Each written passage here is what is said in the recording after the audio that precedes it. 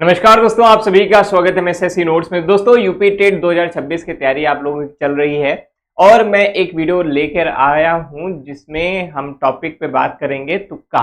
तुक्का शब्द आपने सुना ही होगा, बचपन से सुनते आ रहे होंगे और कई लोग कहेंगे यार तुक्का क्या चीज है, तुक्का पढ़ाने की चीज है, तुक्का समझने की चीज है, या तुक्का में करना है क्या, बस लगा देना है ना। आंख बंद किए, हेड टिल किए, अक्कड़ बक्कड़ बम्बे बो किए, लगा दिए, ठीक है। सही होगा तो होगा, नहीं तो अपनी अपनी किस्मत। तो ये चीजें आप अगर सोच रहे हैं तो यहां से आज से इस वीडियो को देखने के बाद आप ये चीज निकाल देंगे, क्योंकि हम तुक्के की साइंटिफिक ट्रिक लेके आए हुए हैं कि कैसे हम अपना साइंटिफिक गेसिंग कर सकते हैं। और जो 150 प्रश्न हमारे आने वाले हैं, सबसे पहली बात कि आपको प्लस पॉइंट क्या है। हमारा प्लस पॉइंट ये भैया कि हमारे में निगेटिव मार्किंग नहीं आती। क्या नहीं आती है?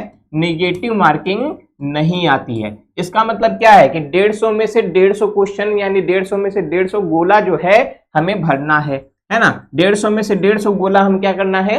भरना है। अब देखो, ऐसा कोई व्यक्ति नहीं है इस दुनिया में जो जिस परीक्षा की तैयारी कर रहा है वो 150 का 150 क्वेश्चन एकदम रटा हुआ हो, है ना। अगर रटा हुआ होगा तो इसका मतलब है कि पेपर आउट है उसके पास, है ना। तो ऐसा तो है नहीं। तो हमें जो है ये नजदीक तक पहुंचने के लिए, है ना, ज्यादा से ज्यादा स्कोर ले आने के लिए इस तुक्के का प्रयोग करना आवश्यक हो जाता है।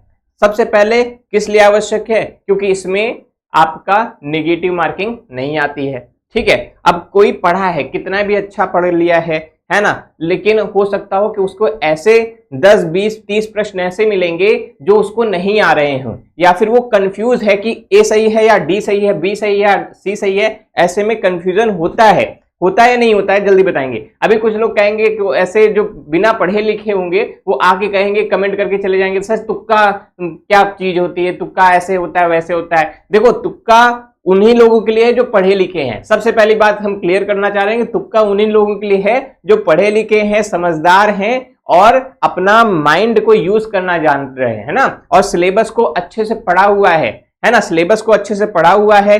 थोड़ा सा देखो, हर किसी का ये होता है कि भाई पूरा का पूरा नंबर उनको आता नहीं है, तो हम लोग क्या करते हैं? एलिमिनेशन मेथड यूज करते हैं, साइंटिफिक मेथड यूज करते हैं, कुछ तरीके यूज करते हैं, अपने दिमाग का यूज करते हैं। तो यही कुछ तरीके हम यहाँ पर बताने वाले हैं।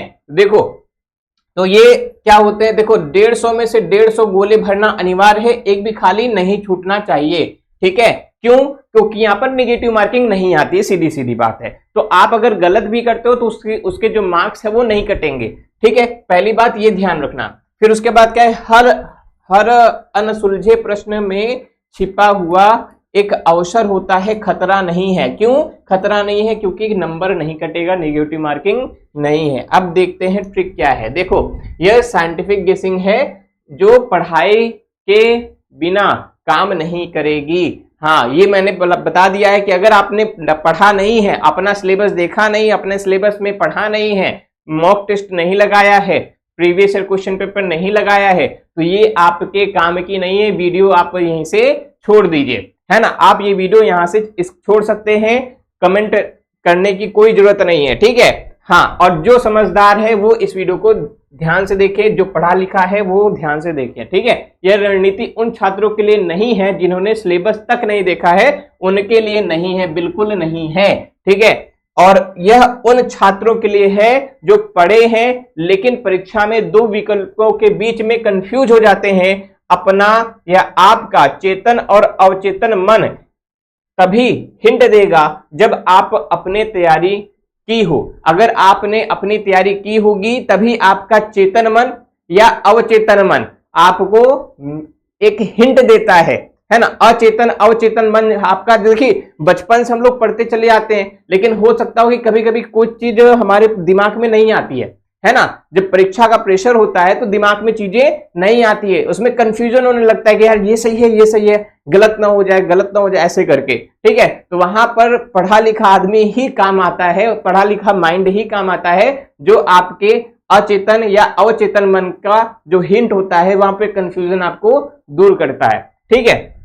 अब देखो, यहां पर साइंस समझिए। यहां पर एक होता है अंधाधुंध एकदम कैसे कहते हैं ना, वो अक्कड़ बक्कड़ बोल के या टॉस कर लिया या फिर कुछ और कर लिया है ना, तो यहाँ पर आप राम जी का नाम लेके यहाँ पर मार दिया है ना, तो ऐसा करके कुछ लोग करते हैं, तो ये गलत हो जाता है। ठीक है, ये मेथड पूरी तरीके से गलत है।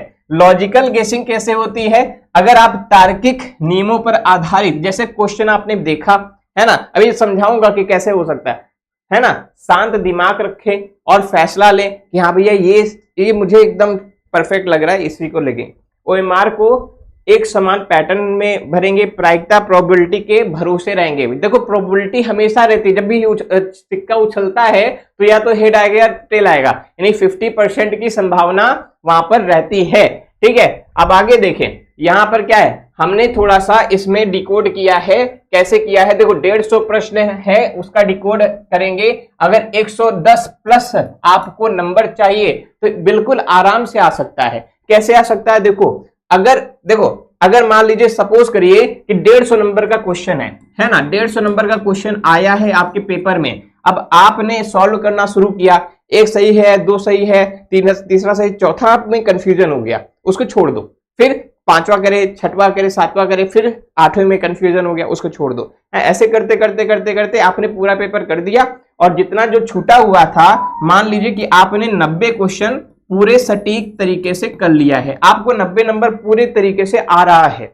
अब बचा कितना क्वेश्चन, अब बचा हमारे पास 60 क्वेश्चन। अब 60 क्वेश्चन में ऐसा होता है कभी तो 60 क्वेश्चन में मान लीजिए 30 प्रश्न, मैं सपोज कर रहा हूं, 32 भी हो सकता है, 28 भी हो सकता है। ठीक है, और ये 90 हो सकता है, 95 हो सकता है, 85 भी हो सकता है। ठीक है, ये आप पर निर्भर करेगा कि आपकी पढ़ाई कैसी है।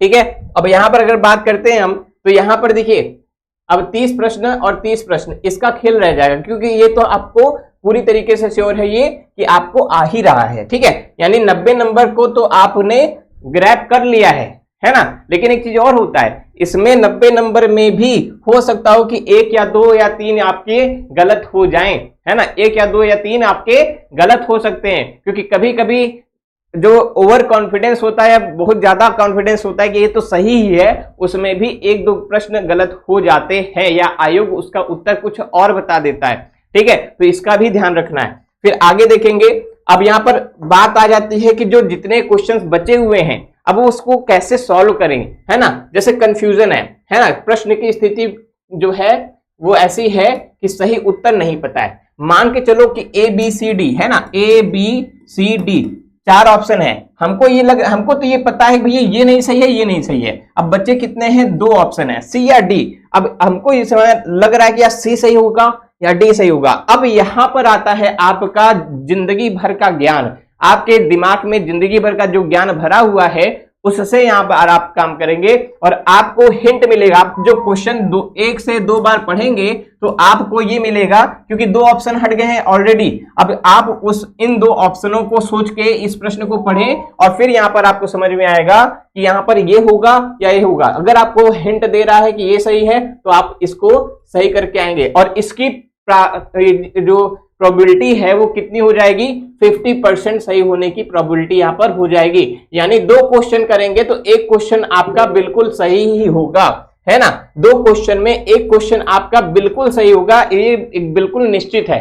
ठीक है, यानी अगर 15 यहां पर अगर 30 क्वेश्चन की बात करें तो 30 क्वेश्चन में अगर हम बात करते हैं तो 30 क्वेश्चन में आपका 15 नंबर या 15 से ज्यादा क्वेश्चन आपके सही होने की प्रोबेबिलिटी बहुत अधिक हो जाती है ना। 15 से अधिक नंबर क्वेश्चन की सही होने की प्रोबेबिलिटी आपको बहुत ज्यादा हो जाती है। 15 से 17 भी हो सकता है, 20 भी हो सकता है। ठीक है, आगे देखते हैं। अब यहां पर आपको है ना, अब देखो दूसरा क्या है, परीक्षक की मानसिकता। अब परीक्षक क्या सोचता है, जैसे यहां पर कुछ मतलब ट्रिक दिए हुए हैं कि अगर कभी यहां पर जैसे उपरोक्त सभी ऑप्शन में अगर उपरोक्त सभी आ जाता है, या A और B दोनों सही है, ऐसा करके आता है ना पेडागोजी वाले में, A और B दोनों सही है, उपरोक्त सभी है, तो इसमें जो है संभावनाएं ज्यादा बन जाती हैं, है ना। इसमें संभावनाएं ज्यादा हो जाती हैं, इसमें 80% तक की संभावना हो जाती है कि ये जो आंसर है ये वाला जो ऑप्शन है वो ज्यादा सही होगा।